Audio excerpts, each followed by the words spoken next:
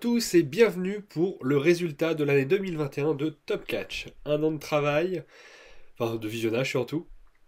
Donc les règles sont les suivantes. Je n'ai regardé que All Elite Wrestling, Dynamite, Rampage, plus les PPV.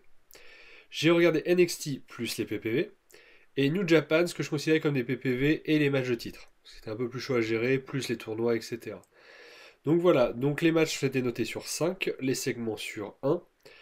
Les matchs pour les titres avaient des coefficients selon s'ils étaient en PPV ou non, puisque les PPV valaient un peu plus cher quand il y avait une présence en PPV.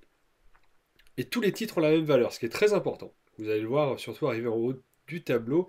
Il y a quelques surprises, surtout du côté du Japon. Donc voilà, je vous laisse regarder ce top 100 qui va être en plusieurs vidéos. Merci de votre soutien à tous ceux qui ont regardé toute l'année, les mensuels. A bientôt. À la 90e place, Juice Robinson, ou le mid-carder ultime. C'est un mec que j'aime beaucoup suivre, que j'aime beaucoup regarder, mais qui effectivement est très très bien dans la mid-card, et sur les titres secondaires et par équipe. D'ailleurs, son équipe avec David Finlay va l'occuper l'essentiel de l'année, puisque à la New Japan Cup, il se fait sortir dès le premier tour.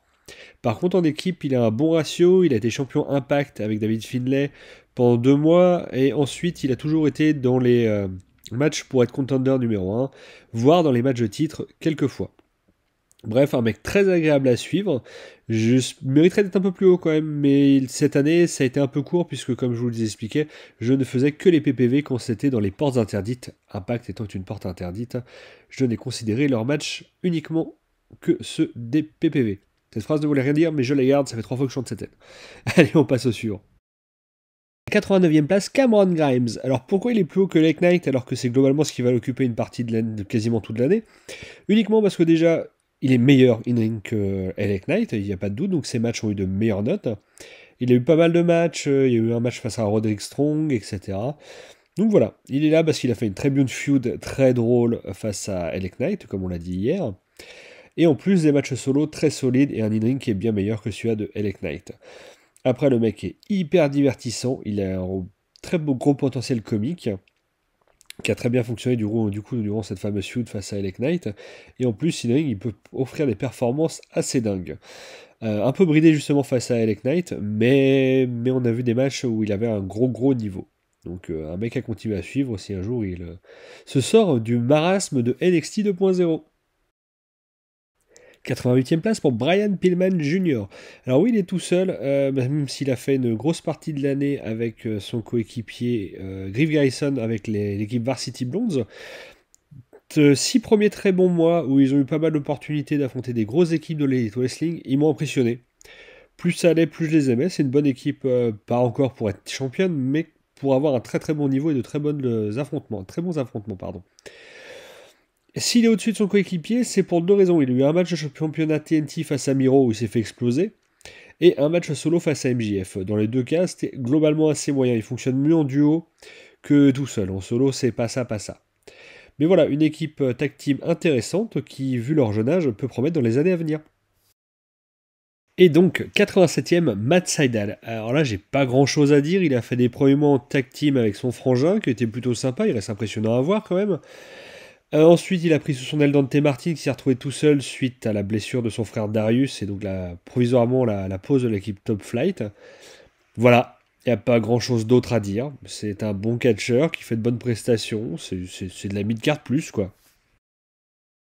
À la 86e place, l'équipe Legado del Fantasma, composée de Raúl Mendoza et Joaquim Wild. Ils sont exceptionnellement ensemble pour la simple et bonne raison que leurs notes sont purement identiques, ils n'ont fonctionné qu'en équipe cette année au sein de NXT. Très grosse année de leur part, c'est dommage que leur année s'arrête au mois d'août du coup, car ils ont fait un Dusty Tag Team d'anthologie, et ils ont perdu en finale face à MSK, la finale était très très bonne. Ensuite ils perdent la première opportunité au titre face à ces mêmes MSK, MSK en anglais. Et tout le long de l'année, ça va être ça, des grosses opportunités, des gros matchs. Ils vont se faire toutes les grosses équipes de NXT, mais sans jamais réussir à parvenir à atteindre le titre. Bref, une très grosse année, une équipe que je prends beaucoup de plaisir à voir. Bref, c'était cool. À la 85e place, Dante Martin. La moitié de l'équipe Top Flight s'est retrouvée tout seul cette année suite à la blessure de son frère. Il s'est retrouvé donc sous l'aile de Matt Sydal et Lio Rush, un peu plus loin dans l'année. Vraiment, ce jeune, c'est une pépite. Un talent brut à tailler et il est spectaculaire à voir. Vraiment intense. Il a eu une petite feud avec l'équipe Taz. qui n'était pas dingo. Mais ses prestations sont vraiment de haut vol. Attention, jeune à suivre. 84e, Jake Hager, et c'est une grosse surprise. J'ai dû retourner voir un peu ce qu'il a fait cette année parce que je ne comprenais pas sa position.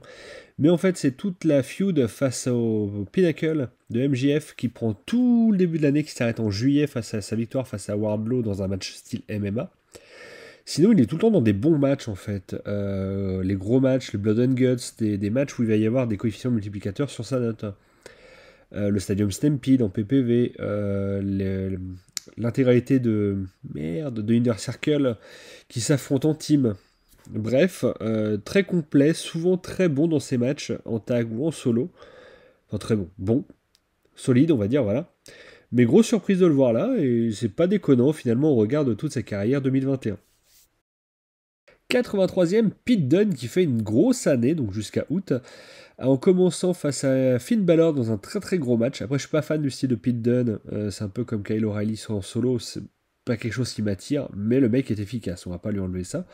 Après, il sera toujours soit en team avec ses potes Oni et Lorcan, soit toujours dans les matchs pour être challenger numéro 1, voire dans les matchs de titre, il affronte Karrion Kross dans un match à plusieurs à In Your House. Bref, un mec en haut de NXT qui en a profité toute l'année, qui fait un max de points du coup, et qui arrive donc à cette position-là dans le classement. 82e, Isaiah Cassidy, une des moitiés de Private Party. Alors j'ai pas trop compris, j'ai dû aller voir un petit peu. En fait, c'est parce qu'il fait pas mal de tags ou de matchs trio où son frangin ou son coéquipier n'est pas là, c'est pas Top Flight. Et quelques matchs solo, rien de bien méchant, mais ça lui suffit à se détacher et à ce que son coéquipier ne soit pas dans le top.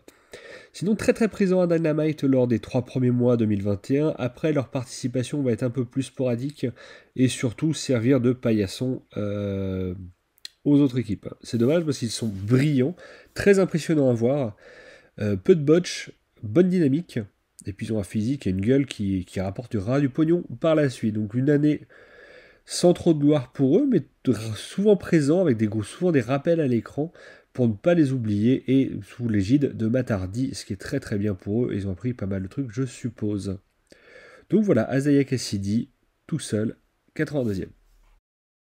81e, David Finlay. Alors oui, c'est surprenant, mais il est bien allemand, je me suis renseigné, ça m'a surpris. Mais oui, il est bien allemand. Sinon, il se détache de Juice Robinson, donc je ne vais pas répéter pourquoi il est là, sa base de points. Pourquoi il se détache de Juice Robinson est plus intéressant, c'est surtout grâce à un seul événement, sa New Japan Cup, qui a été de très bon niveau. Il s'est même permis de virer Jay White. Ouais, mon chouchou. Ce bâtard m'a privé d'un match face à Will Ospreay contre Jay White.